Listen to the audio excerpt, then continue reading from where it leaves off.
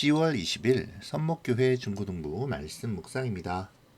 기도로 나아가겠습니다. 좋으신 하나님, 오늘도 말씀 앞에 서게 하시니 감사합니다. 오늘도 말씀 가운데 하나님의 뜻과 인도하심을 깨닫게 도와주세요. 함께 해주시기를 바라며 예수님의 이름으로 기도합니다. 아멘. 오늘 말씀은 에스겔 36장 32절에서 38절입니다. 기억하여라, 내가 이 일을 하는 것은 너희를 위해서가 아니다. 이스라엘 백성들아, 너희가 저지른 짓이 얼마나 부끄럽고 수치스러운 것인지를 알아라.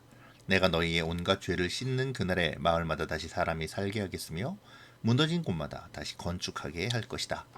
그때의 사람들이 황폐하였던 땅을 개간할 것이니 더 이상 그곳은 폐허가 아닐 것이다. 사람들이 황무지였던 이 땅이 이제는 에덴 동산처럼 되었다. 폐허가 되어 아무도 살지 않았던 성들마다 성벽들이 둘러쳐지고 사람들이 사는 마을이 되었다고 말할 것이다. 그때에 너희 주변에 있는 나라들은 폐허로 변한 것을 나 여호와가 다시 세웠으며 황폐한 곳을 다시 건축하였다는 것을 알게 될 것이다. 나 여호와가 말하였으므로 내가 반드시 이룰 것이다. 내가 이스라엘 백성의 탄원을 듣고 다시 그들을 위해서 이 일을 행할 것이다. 내가 그 백성을 양떼처럼 수없이 많게 해주겠다. 마치 절기 때에 예루살렘에서 제사로 드려지는 수많은 양떼처럼 그들의 수를 많게 하고 폐허가 된 성마다 사람들로 가득 차게 할 것이다. 그때에 그들은 내가 여호와라는 것을 알게 될 것이다. 아멘.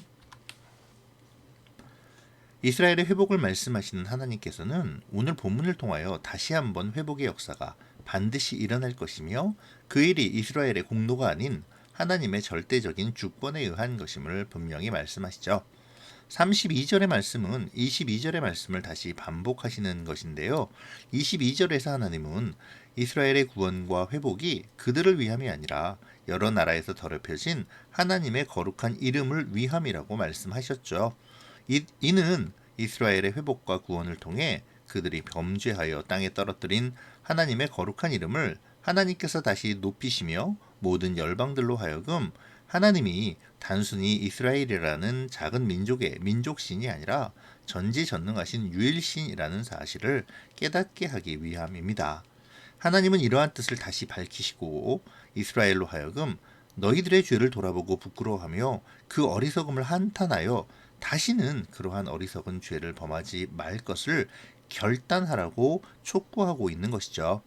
그들의 사명인 하나님의 이름을 높이고 선포하며 열방들로 하여금 하나님께 복종하게 하는 축복의 통로로서의 역할을 위해 온전한 하나님의 백성이 되라는 것입니다.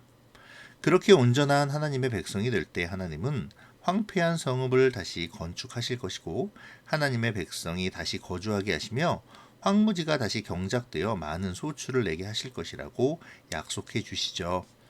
사람들이 이러한 이스라엘의 회복을 보며 에덴 동산처럼 되었다고 말할 것이라고 말씀하십니다.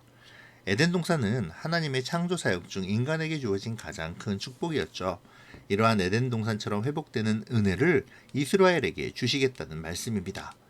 이제 황폐한 성벽과 성읍들에는 주민들이 살며 이전의 패망과 포로됨이 아닌 하나님의 특별하신 보호하심으로 평안을 누리게 되길 것입니다. 하지만 하나님께서는 이러한 일들을 그냥 이루어주시지 않는다고 선언하시죠.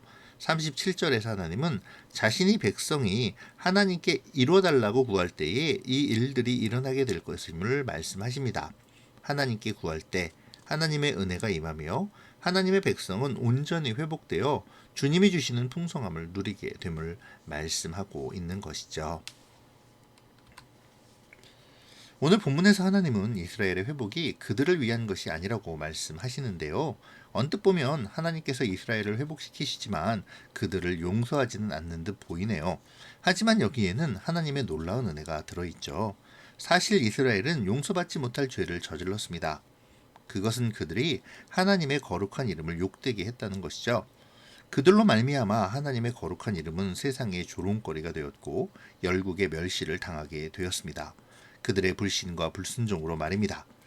만약 우리가 하나님이라면 절대로 이스라엘을, 하나님의 백성을 용납하고 용서하지는 않을 것 같습니다. 하지만 역설적이게도 자기의 이름이 더럽혀진 것을 용납하실 수 없는 하나님은 자신의 이름을 위해 이스라엘을 구원해 주십니다. 그들을 위함이 아니었다고 하시지만 결국 하나님의 은혜는 하나님의 백성을 향해 있는 것이죠. 자신들의 영광을 나타내기 위해, 아니 자신의 영광을 나타내기 위해 하나님은 택함받은 그들을 구원하시고 회복시키시며 더 큰 은혜로 채워주시는 것입니다. 그렇게 하나님은 자신의 이름을 보이시고 영광을 나타내시겠죠. 심판도 구원도 모두 하나님의 영광 때문입니다. 오늘 우리가 말씀을 묵상하며 하나님의 은혜를 생각해 보아야 하겠죠. 우리 역시 이스라엘과 다를 바 없는 죄인이지만 하나님은 우리 또한 하나님의 이름을 위해 회복시키시고 구원해 주실 것입니다. 우리를 강하게 하시고 강성하게 하시겠죠.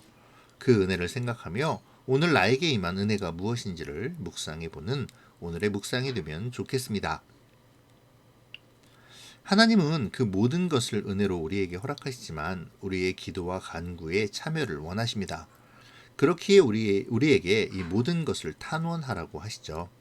탄원은 간구이며 간구는 우리가 하나님께 기도하고 하나님의 뜻대로 살고자 하는 삶을 말합니다.